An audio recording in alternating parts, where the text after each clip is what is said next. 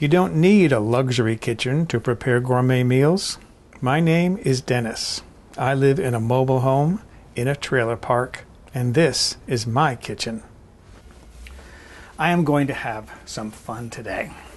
A fan of my website, Ralph, sent me a photograph of a recipe. He had taken this photograph with his cell phone and sent me this photograph. There it is right there, of a recipe that he got 40 years ago when he was living in Indianapolis. This came from his business partner's wife, and it's Swedish brown bread. It's handwritten.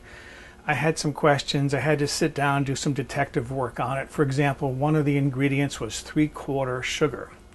I'm assuming 3/4 of a cup. It makes sense.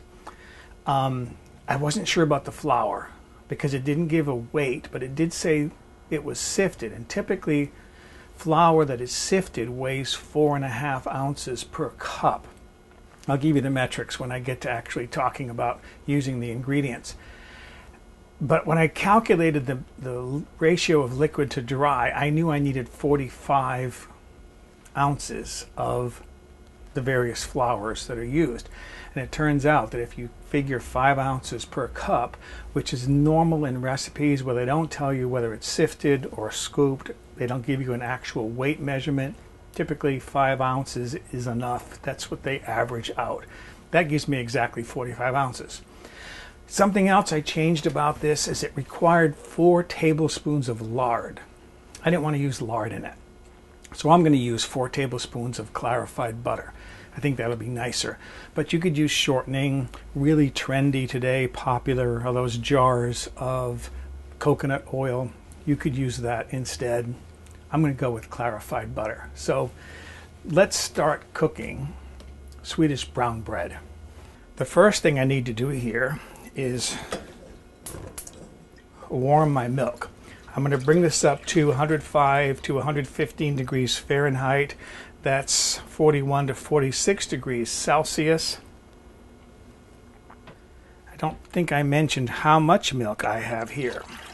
So this is 3.5 cups, 828 milliliters of warm milk, to which I'm going to be adding 3/4 of a cup, 5 ounces, 142 grams of brown sugar, 1 cup, 5 ounces, 142 grams of rye flour. This is dark rye flour, that's how it was labeled.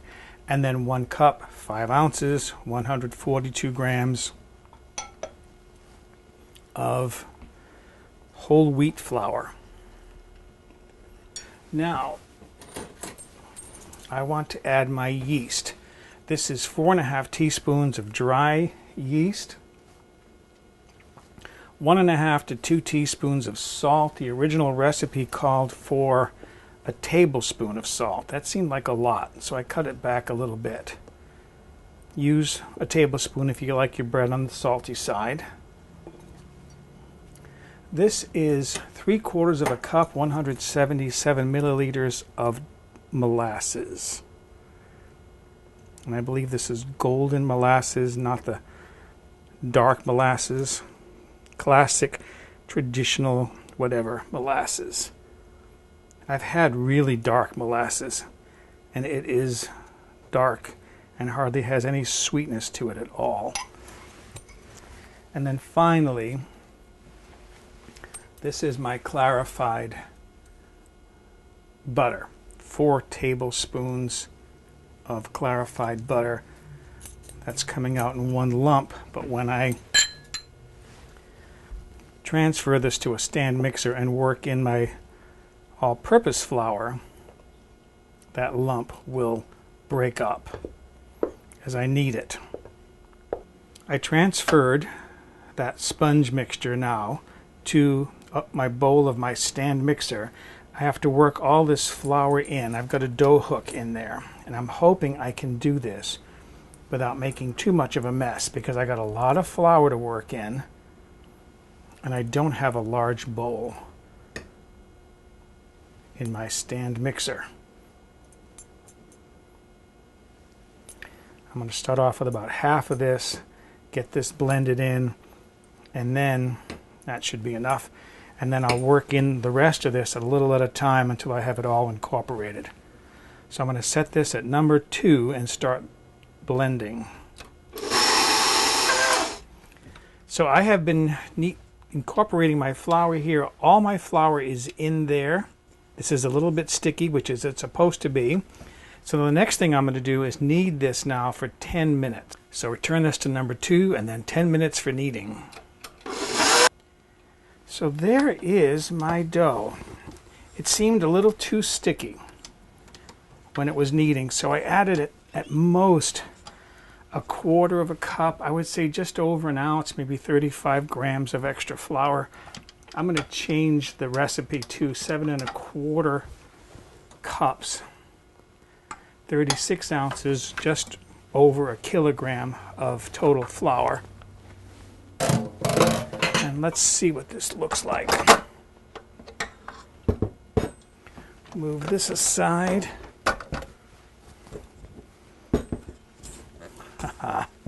See, I like that. I like the feel of that. It's a little sticky, which I would expect. I don't like bread dough too dry. Now, I did grease a bowl for this to rise in. I'm going to transfer all this to that bowl.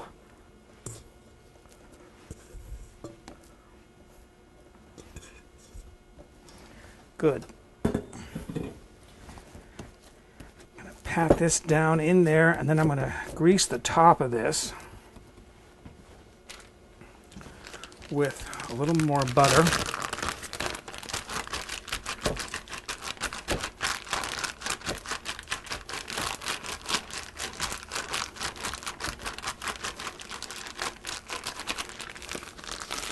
That looks good.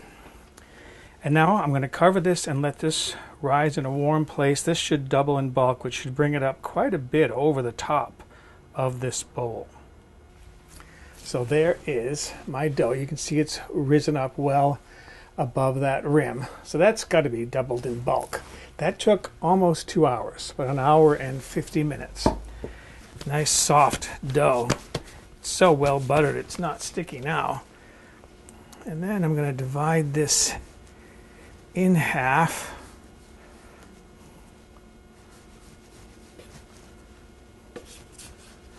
Like so.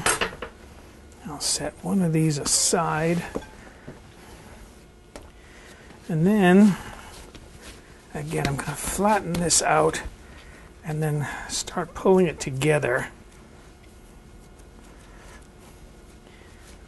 Push it down again and pull it together.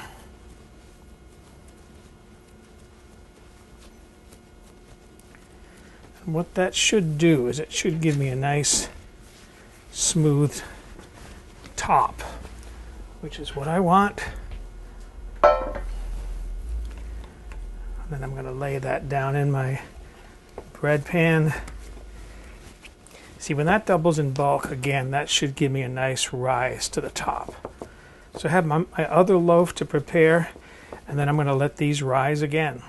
So here are my loaves after the second rise. You can see how nicely that's risen above the top of the pan. This other one, not quite as high, but that's all right. It'll still bake. What I'm doing in the meantime now is I'm heating my oven to 400 degrees Fahrenheit, which is 200 degrees Celsius. I'm going to bake these at 400 for 10 minutes. Then I'm going to reduce the oven to 350 degrees Fahrenheit. That's 177 Celsius. And then I'm going to bake them for an additional 30 minutes. One thing I do want to do before I put these in the oven is I want to slit the top. I saw a picture of Ralph's bread and it had torn along one side. We both agreed that it needed the top to be slit. So I've got a very sharp knife here, and I'm just going to cut down into this dough. Not very deep, maybe a quarter of an inch. Oh, this is looking so good. Wait until you see these. Look at that. Isn't that beautiful? That is definitely brown bread. Now comes the tough part. I have to wait for this to cool down enough so that I can taste it.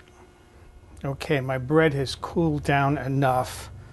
It's a little bit warm, but it's not hot any longer. And I definitely want to cut into this and see what I've got.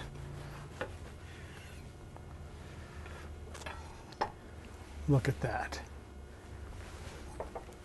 Beautiful brown bread. My last step now is to see how good this tastes. Okay, there it is. I have never made Swedish brown bread before. Let's see what this tastes like.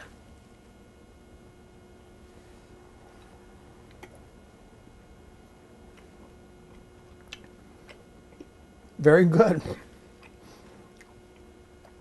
Oh, a tiny bit sweet.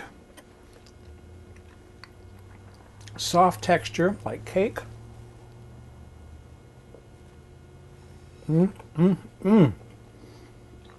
Okay, it's 7 o'clock at night.